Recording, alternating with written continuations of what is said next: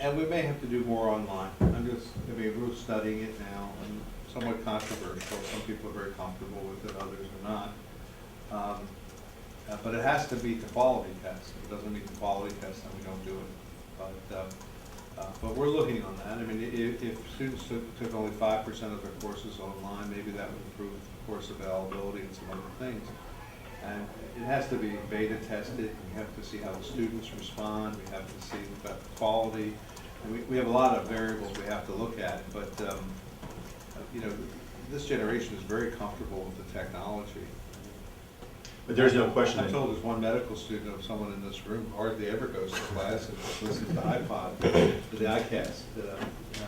Maybe it's an iPod too, but to the podcast. So I mean, obviously, the taste and tolerance of technology is changing. But there is no question that in this, in this era of the last 5 years, that one of the things that campuses have done is to freeze faculty hiring and replace it with temporary academic support.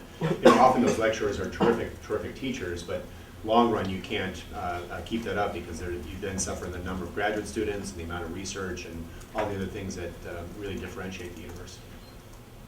Sure. Thank you. So in an effort to not have to continue with cuts, you mentioned alternative revenue streams, and I was going to ask you what were the ideas for those, and then the idea was suggested that you have the Alumni Association. However, I get the feeling from a lot of students on campus who feel that they feel as if they were kind of undercut by their university with all of these fee hikes. Maybe they're not as knowledgeable on the situation, but do you think that the relationship between the students and the university is widening, and how would that plan work? Well, and I have a follow-up. I mean, you have to understand, we're looking at all sorts of alternative revenues, but mostly it's budget cutting is what we're doing. I mean, look at the magnitude.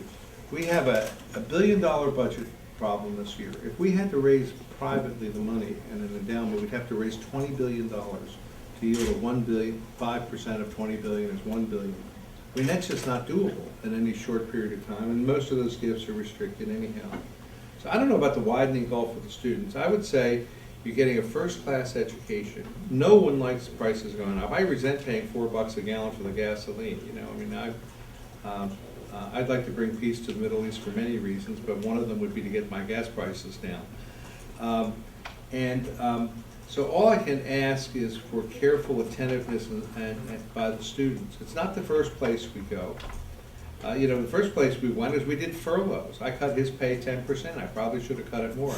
But I cut mine 10% too, and if you work for, if you're an ASME worker or a service worker, you had a 4% furlough. So we've done all sorts of stuff to try to raise the money, but the numbers are huge that we're talking about. You're talking about, if the standards don't pass, you're talking about a 1/3 reduction in our core state support in one 12-month fiscal year. I mean, imagine if your parents had to cut their expenditures by 1/3 in 1 year. And the savings account, we're running out of money. That is, we don't have the reserves that are really necessary to do it on a sustainable basis. So I don't expect the students to like it. All I can say is I hope they will study the problem and think about it and look at the alternatives, tell me what they think. But we're in a very tough place. And by the way, you can hold fee increases to 0.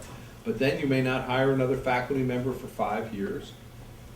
And the class ability, I mean, it's not a free lunch. I mean, there is no free lunch out there. I mean, either it's going to be budget cuts, or it's going to be fees, or it's going to be fewer faculty, or whatever. And the other sources of funding, I mean, the preponderance of funding of the core curriculum comes from fees and from the state. And our partner has proven to be unreliable and also somewhat unpredictable. So, I mean, that's really our problem. But we're going to pull all those levers. I mean, we will do the philanthropy lever. I mean, we're raising money now for a $1 billion scholarship fund. Regent Marcus made a donation. We're going to go out for more other donations. Boy, it takes a hell of a lot of them to make up for $800 to $1 billion reduction in your budget. Yeah, and you'll see in our budget workshop is that we will outline all these different revenue sources, and they are great and they're really creative. And Peter Taylor and his team are doing a lot on asset management and debt management, but they don't you know, and they do make a difference, but you still are left with a fairly sizable gap. Well, you can look at that, it's like refinancing your house, you know, we've been reducing our payments on our house by stretching them out more so it doesn't take a, you know. In your role of providing information to your colleagues, it would be very helpful to us, and I think a statement of fact, to remind the students that when the student fees go up, it's not because the cost of their education has gone up that we're spending more money and they're just picking up the slack, and therefore their anger is at the university. In fact, the efficiencies are such that the amount of money that we're spending for a very high quality education per student is actually less in terms of the dollars spent. It's just that the state's not paying for it. So the real anger or the apparent rise in the cost of education is not because the university is mismanaging things. I think we're doing a really good job under the circumstances. It's the state's not picking up their part and the students having to do that. And the students often just don't fully understand that. So anything that you can do to help clarify that issue would be, I think, helpful to the students.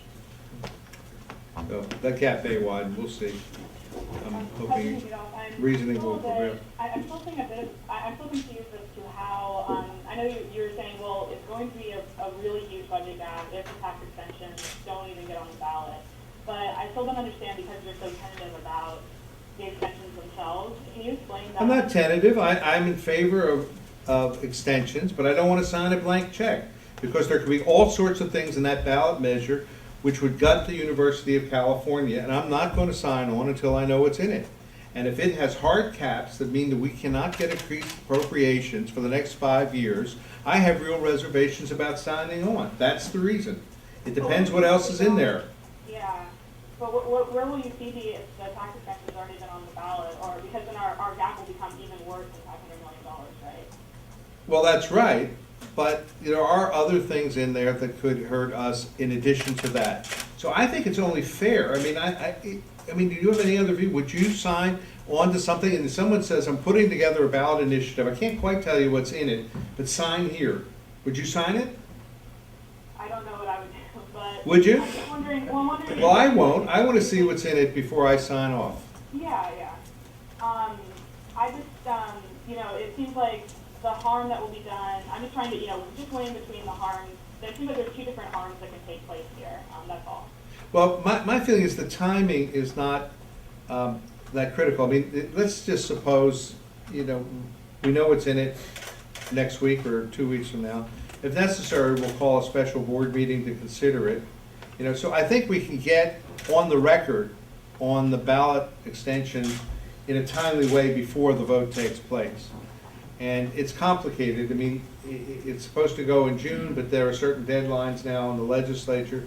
So, you know, I mean, I think there really is time for us to take a look and see what's in it, because it'll still be months before the election, so that if we register, when we register our support, that we have time to communicate with people about our stand on the ballot measure. And the other thing is we're having discussions. I mean, you have to understand, we are having discussions in Sacramento because we have certain ideas of what we'd like to see in that tax extension.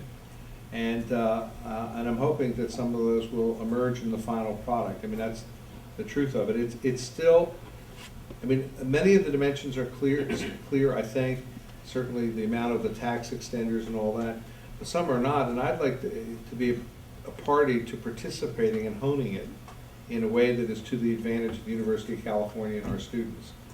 And so I don't want to just step back and say, you guys just do anything you darn well please. I'm with you.